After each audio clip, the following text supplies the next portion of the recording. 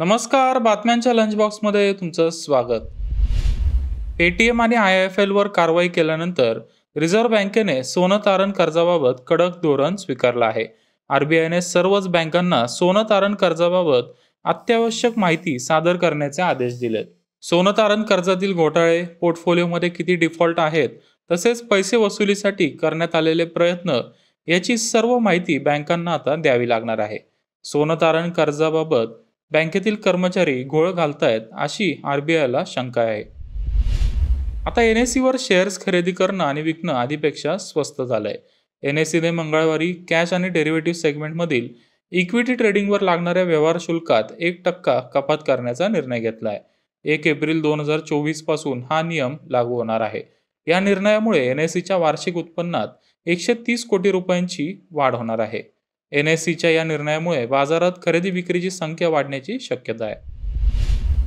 केंद्र सरकारने औषधी कंपन्यांना मार्गदर्शक सूचना जारी केल्यात. फार्मा कंपनी किंवा कंपनीच्या एजंटला आता डॉक्टर किंवा त्यांच्या नातेवाईकाला कोणतीही भेटवस्तू देता येणार नाही. तसेच परदेश दौऱ्याची ऑफर दिल्यास अपराधाचा गुन्हा दाखल होणार आहे. तसेच मोफत सॅम्पल देतानाही संपूर्ण माहिती लिहून ठेवावी लागणार आहे.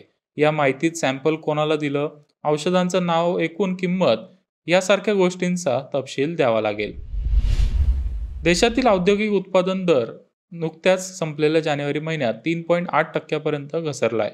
उत्पादन, खाणकाम आणि ऊर्जा क्षेत्राच्या खराब कामगिरीमुळे देशातील कारखानदारीतील गतिमानतेचं मापन असलेला हा दर डिसेंबर 2023 मधील 4.2% तुलनेत खालावलाय. गेल्या वर्षी जानेवारी 2023 मध्ये औद्योगिक उत्पादन वाढीचा दर 5.8% नोंदवला गेला होता. कन्झ्युमर प्राइस इंडेक्स आधारित किरकोळ महागाईचा दर फेब्रुवारीमध्ये 5.09% नोंदवला आहे.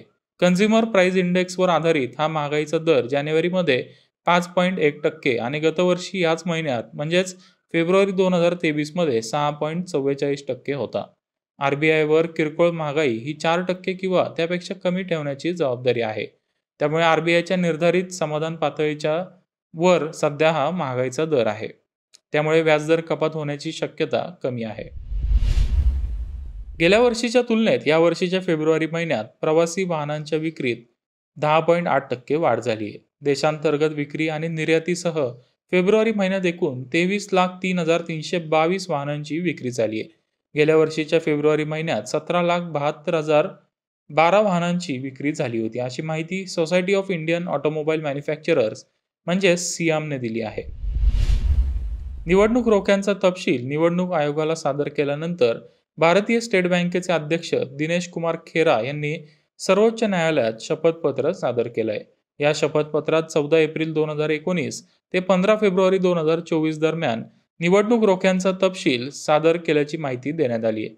या तपशिलात निवडणूक रोखे खरेदीचा दिनांक, खरेदीदाराचं नाव, रोख्यांची खरेदी किंमत, रोख्यांचा नगदी करण्याची तारीख, निधी मिळालेल्या पक्षाचं नाव तपशिलात देण्यात आल्याची माहिती शपथपत्रात देण्यात आली आहे. 1 एप्रिल 2019 पासून 15 फेब्रुवारी 2024 पर्यंत एकूण 22,217 इलेक्ट्रल बॉन्ड्स खरेदी करण्यात आले.